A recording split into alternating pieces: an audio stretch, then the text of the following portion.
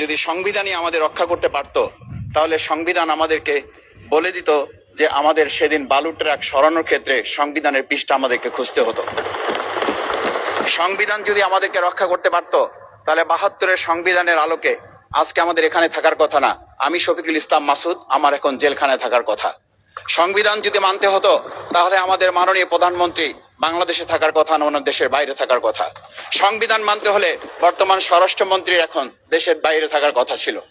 সংবিধান মানতে হলে যে বাচ্চাদেরকে আজকে এখানে শিক্ষা দেওয়া হচ্ছে, দীক্ষা দেওয়া হচ্ছে, কিংবা তাদেরকে কোনো কোনো ক্ষেত্রে জাসদের সাথে তুলনা করা হচ্ছে, সেই বাচ্চাদের নিয়েই আমরা এই সরকার দলের লোকদেরকে, সরকার দলের সম্মানিত নেতৃবৃন্দকে আমরা চোখের পানিও ফেলতে দেখেছি।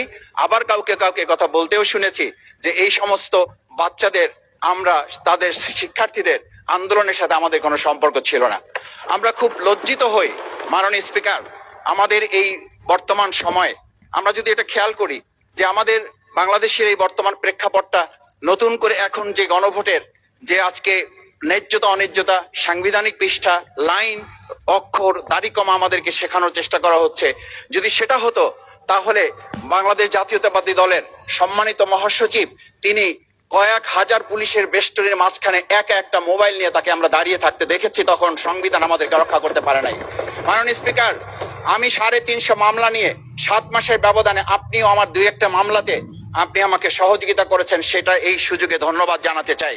আমার ৩৫০ মামলা জামিন করতে ৭ মাস সময় লেগেছে, আমার বের হতে সময় লেগেছে ৪.৫ বছর। আমি সেই ৪.৫ বছরে ৩ বার রিয়ারেস্ট হয়ে 2 বার গুম হয়েছি। আমি তখন ডিজিএফআই, এনএসআই, ডিবিএসবির কাছে জানতে চেয়েছিলাম, আমার সামনে দিয়ে বড় বড় নেতারা বের হয়ে যাচ্ছে, আমার অপরাধটা কি? তখন বলেছিল তারা হুমকি না, হুমকি হচ্ছেন আপনারা।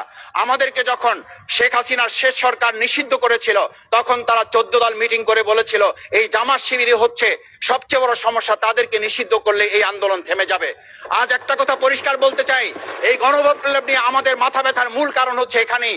শেখ হাসিনা আমাদেরকে যথার্থ টার্গেটটা করেছিল, সেই টার্গেটের মূল লক্ষ্য ছিলাম আমরা।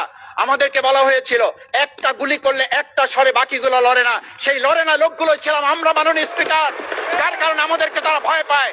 আমরা এখন বর্তমান সময় ভিডিও দেখতে পাই যে শেখ হাসিনা বাইরে থেকে বলেছিল আমরা এই দলকে ভোট দিতে বললাম, আর সেই দল আমাদের সাথে আবার বিশ্বাসঘাতকতা করেছে। আমরা সেই শেখ হাসিনার বক্তব্য শোনার পর আমরা কাউকে আজকে এখানে বলতে শুনে নাই শেখ হাসিনার ওই বক্তব্য সঠিক নয়। এই মানুষ প্রতারিত হয়েছে, বেইমানি করা হয়েছে। আবার যদি গণভোট, জুলাই সনদ নিয়ে এই জাতির সাথে প্রতারণা করা হয়, তাহলে মূল্য দিতে হবে শুধু নয়, আবার আমাদেরকে 17 বছরের সেই জেল জুলুম, নিপীড়ন, গুম খুনের জায়গায় আমাদেরকে ফিরে যেতে হবে। আমি মনে করি পরিষ্কার বক্তব্য, গণভোটের প্রতি সমর্থন না জানিয়ে জুলাই সনদকে যদি আজকে ইগনোর করা হয়, তাহলে আমাদেরকে কিন্তু আবার সেই গুম খুনের আয়নাঘরের দিকে আমাদেরকে ধাবিত করা হবে। আমি মনে করি গণভোটের বিরোধিতা করার অর্থ হচ্ছে আমরা আয়নাঘরকে সমর্থন করতে চাই। গণভোটের বিরোধিতা করা মানে হচ্ছে 70% মানুষকে আমরা অন্যায্যভাবে তাদেরকে আবার ধিক্কার জানাতে চাই। আমি এখানে স্পষ্ট বলতে চাই, আপনারা যেমন 51% সমর্থন নিয়েছেন, 70% প্রায় জনগণ কিন্তু গণবিপ্লবের, গণভোটের পক্ষে তারা রায় দিয়েছে। আপনাদের চেয়ে সেই 51%-এর তুলনায় সেই 70% প্রায় গণভোটকে যদি আপনারা ইগনোর করেন, তাহলে আমি বলবো আমার বাউফল, আমার পটুয়াখালী শুধু নয়, গোটা বাংলাদেশ আবার জেগে উঠে গণভোটকে তারা কার্যকর করবে।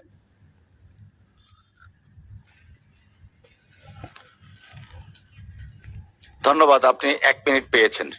স্পিকার, আমি পরিষ্কার এই কথাটা এই জন্য বলছি, আজকে সংবিধানের লাইন ধরে ধরে যদি আমাদেরকে এই কথা জানতে হতো, তাহলে আমাদের নেতৃবৃন্দকে ফাঁসির মঞ্চে যেতে হতো না।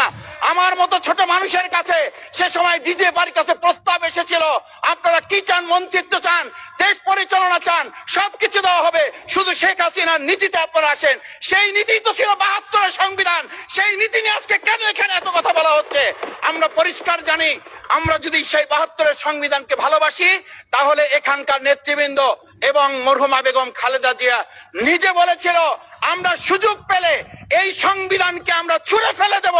সেই সংবিধানের প্রতি আজকে বর্তমান সরকারি দলের কেন এত প্রেম জাগ্রত হয়েছে, এটা বাংলাদেশের মানুষের জানার অধিকার আছে। আমি আমার প্রিয় বাউফলের মানুষের প্রতি ভালোবাসা, শ্রদ্ধা জানাই। যেই বাউফলবাসী আমার দাবি আদায়ের জন্য, আমার এলাকার মানুষের অধিকার আদায়ের জন্য এখানে দিয়েছে, আমি সেই অধিকার ধন্যবাদ মাননীয় সদস্য। এই পর্যায়ে